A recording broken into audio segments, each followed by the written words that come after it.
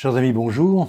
Je vais vous rendre compte aujourd'hui du travail parlementaire relatif à l'enseignement, à la question éducative. Nous avons avec Florence Goubert, ma collègue députée, déposé il y a quelques jours une proposition de loi visant à créer un corps de directeurs d'école publique. Il existe évidemment depuis toujours la fonction de directeur d'école, ça va sans dire.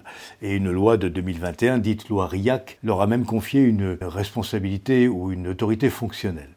Nous pensons simplement qu'il faut aller plus loin. Voyez-vous, ce qui motive le dépôt de cette proposition de loi, c'est que nous sommes très inquiets quant aux résultats, quant à l'efficacité de l'école du premier degré, de l'école publique du premier degré dans notre pays. Malgré le dévouement, les efforts et l'engagement des professeurs des écoles, année après année, le constat est toujours aussi amer. 40% des élèves de CM2, lorsqu'ils entrent en 6e, lisent toujours avec difficulté.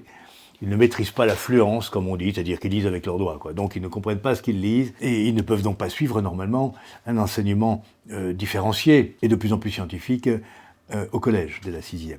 Donc ceci est véritablement un problème de fond, c'est-à-dire que l'école primaire dans notre pays peine objectivement, c'est pas une accusation, c'est un fait, un constat, peine objectivement à doter les écoliers de la maîtrise des fondamentaux. Et nous pensons que l'organisation même de l'école primaire est pour quelque chose dans ce dysfonctionnement. Alors évidemment, le fait de créer une fonction de directeur, un corps de directeur d'école publique ne va pas être la solution miracle, la panacée, bien entendu, nous en sommes parfaitement conscients. Simplement, nous pensons que l'école primaire doit se piloter exactement comme un collège public ou un lycée public sont pilotés par des personnels de direction. Donc l'idée de manœuvre est simple, le directeur d'école devient membre d'un corps de direction, exactement comme un principal de collège ou comme un proviseur de lycée. Il est entièrement déchargé de service. Il dirige une école d'au moins 12 classes. S'il n'y a pas physiquement 12 classes dans l'école, eh bien, il y aura un réseau d'écoles de 12 classes au minimum qui sera placé sous son autorité. Il dirigera tout regroupement pédagogique intercommunal aussi. Actuellement, ils sont dépourvus de direction.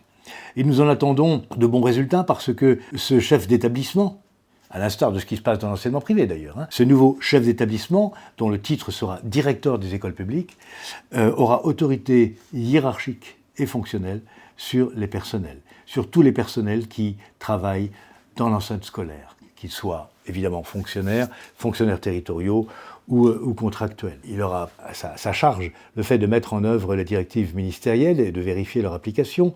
Il aura évidemment la charge d'animer l'équipe pédagogique et d'être le correspondant de toutes les autorités municipales, intercommunales et autres qui ont à voir avec le bon fonctionnement d'une école publique. Donc nous pensons qu'en professionnalisant la fonction de directeur d'école, nous pouvons en attendre des progrès en matière d'efficacité de l'école primaire publique. C'est là le sens de cette proposition de loi que vous pouvez trouver d'ores et déjà sur le site de l'Assemblée nationale. Je vous remercie.